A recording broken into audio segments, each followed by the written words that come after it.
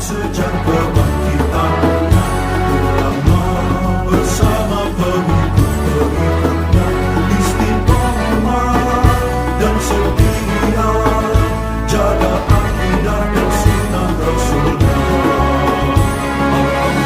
Alhamdulillah segala puji baginya, ulama bersama pengikut-pengikutnya istiqomah dan setia, menjaga agama Nusa dan bangsa.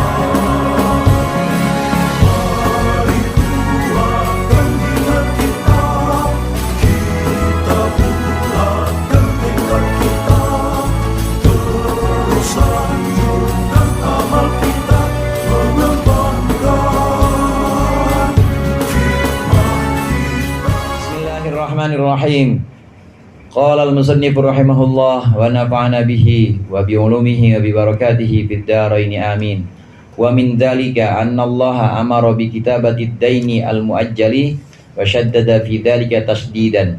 Dan sebagian dari perintah amar bahwasannya Allah memerintahkan untuk menulis catatan atau menulis hutang piutang yang ditangguhkan, hutang piutang untuk jangka waktu lama. Wa shaddada fi dzalika tasdidan, dan Allah memperkuat dengan sebenar-benarnya dalam hal itu.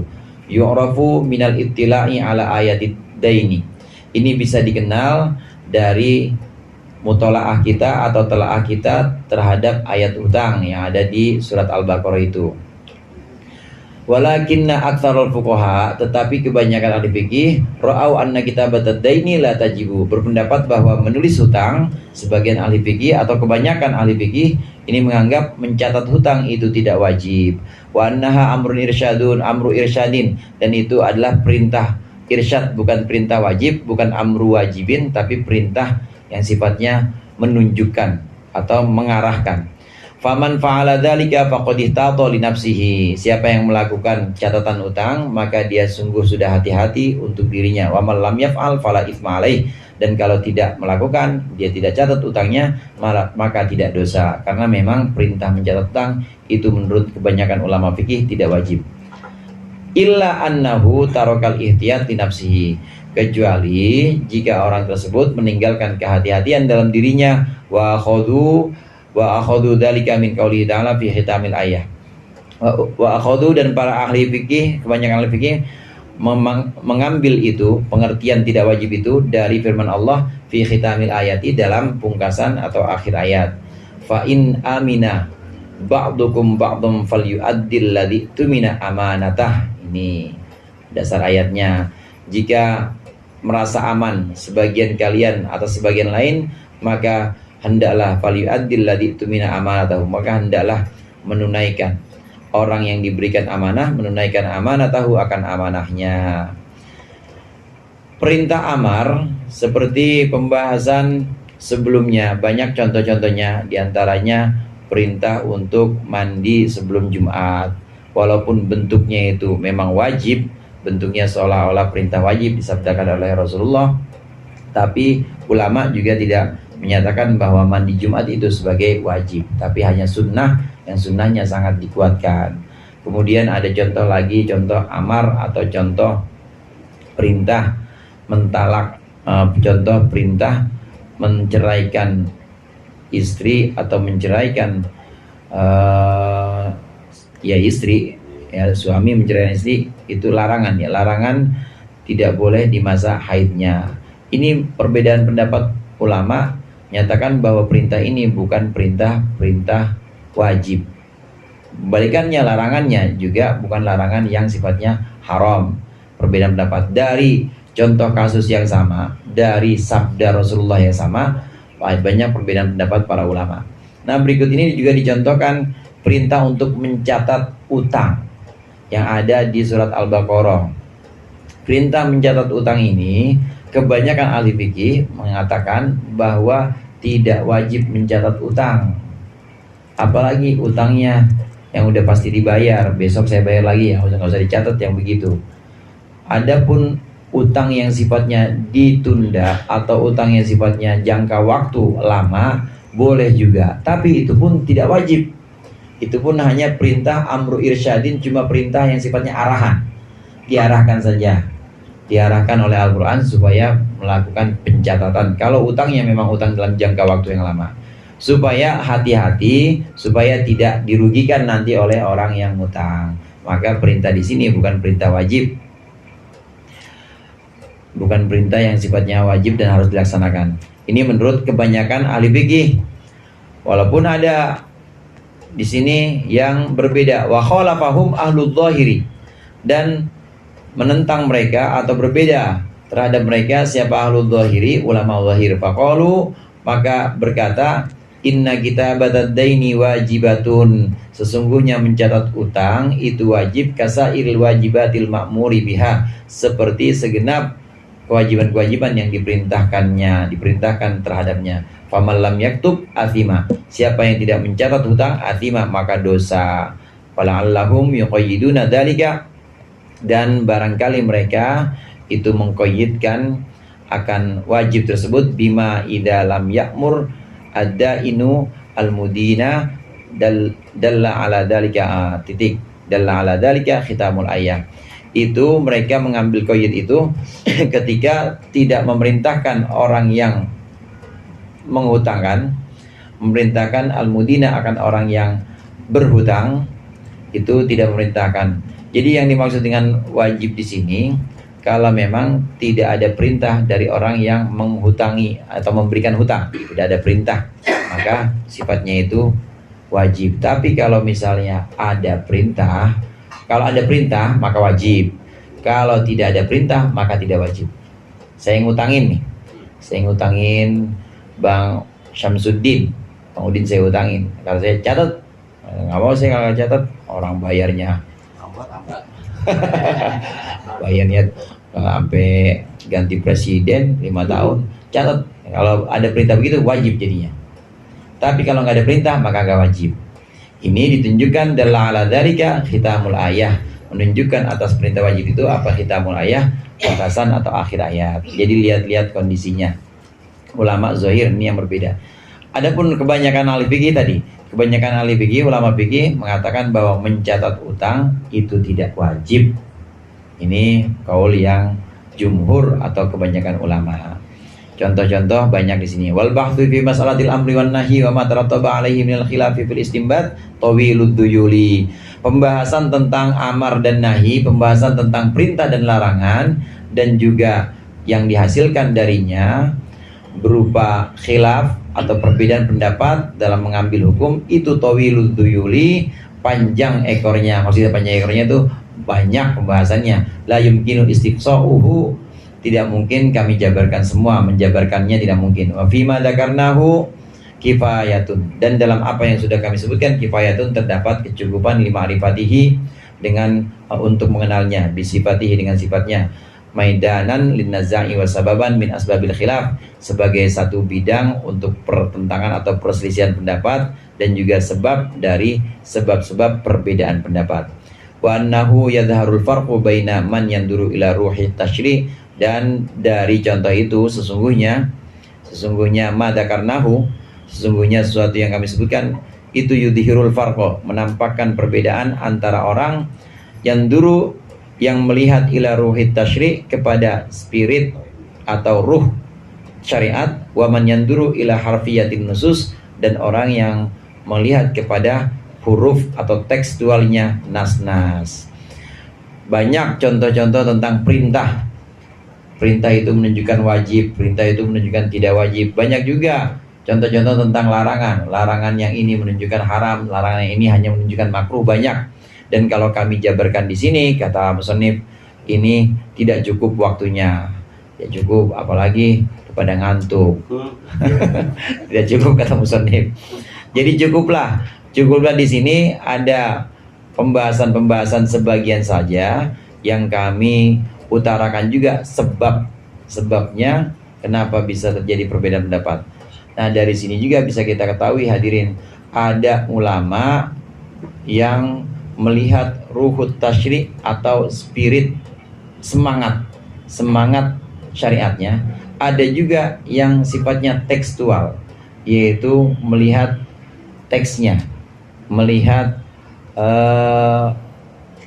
apa kalau itu namanya, jadi ya nas, jadi letter luck gitu. Letter luck melihat redaksinya, kata-katanya seperti itu, ya udah begitu.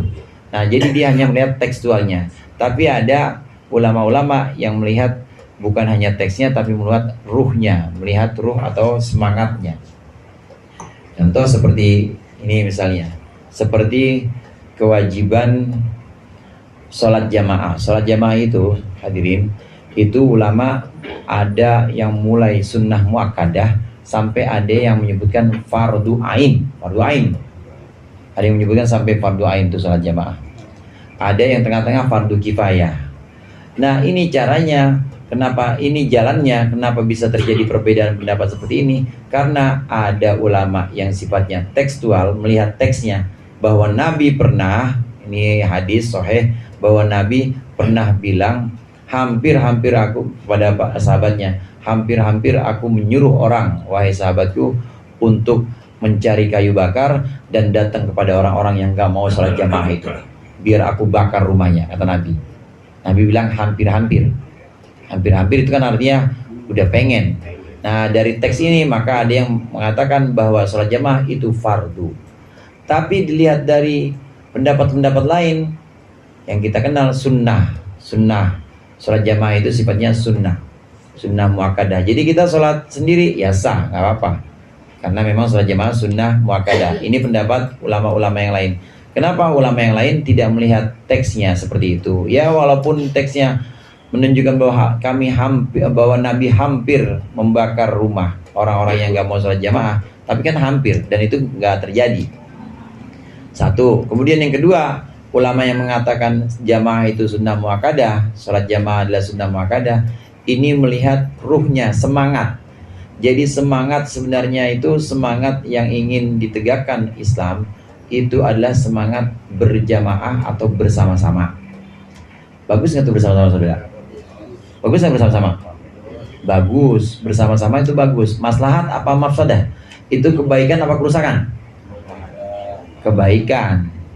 Tapi kalau sampai ngebakar rumah, kebakar rumah itu kebaikan apa kerusakan? Kerusakan. Maka kebaikan itu, kerusakan harus didahulukan. Menghindarkan kerusakan harus didahulukan dibanding menarik kebaikan. Menghindarkan kerusakan ini harus lebih didahulukan dibanding menarik kebaikan. Kita pengen menarik kebaikan sholat jamaah, ya. Tapi kita juga pengen menolak kerusakan. Jangan dibakar itu rumah. Itu yang namanya darul mafasid muqaddamun ala jalbil masalih. Alasan ulama yang mengatakan sholat jamaah sunnah muakkadah, pertama emang Nabi gak jadi bakar. Kemudian alasan yang kedua, yang namanya darul mafasid, mencegah kerusakan, bakar rumah, itu harus didahulukan dibanding narik manfaat, yaitu menciptakan jamaah. Jadi gimana? Ya udah, jangan sampai fardu, tapi apa? Sunnah muakkadah aja. Itu namanya ruhut tasyri, semangat, spirit kalau kata orang Sunda mah. Spirit ya?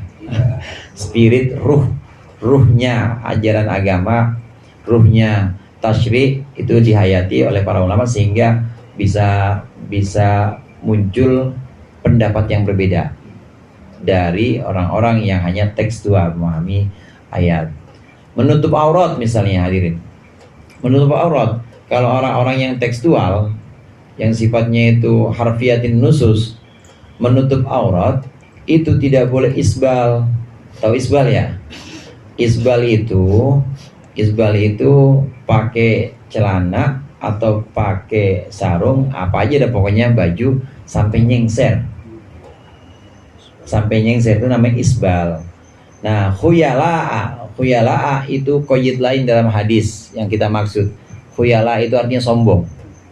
Orang yang Nabi melarang orang yang memakai pakaian sampai nyengser-nyengser, khuyala'a. Itu namanya isbal. Isbal itu haram.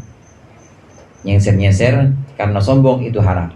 Ini kalau orang yang tekstual mengatakan bahwa pakai celana nutupin mata kaki, apalagi sampai nyengser, maka hukumnya haram. Ini kalau yang ulama tekstual, orang-orang yang tekstual. Akhirnya gimana? Akhirnya jadi RCTI, rombongan Celana cingkrang celana tinggi Indonesia. Indonesia. Jadinya gitu, dia pakai celana di atas mata kaki semuanya. Karena tekstual memahaminya. Yang dipahami apa? Yang dipahami nyengsernya itu. Dia lupa bahwa di situ ada qayyid khuyala, sombong. Yang dilarang itu pakai celana cingkrang, sombong. Maaf, pakai celana nyengser atau jubah, sombong. Nah, ada qayyid sombong di situ. Jadi ruhnya jangan kita lupakan, semangat untuk tidak sombongnya ini jangan dilupakan.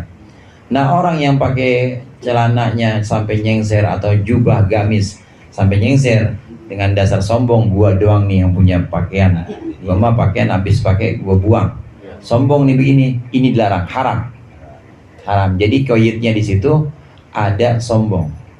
Nah, nanti kalau ulama yang mengatakan ruhnya syariat itu juga harus dijaga dan dipahami, maka ada ilat atau qayyid sombong di situ.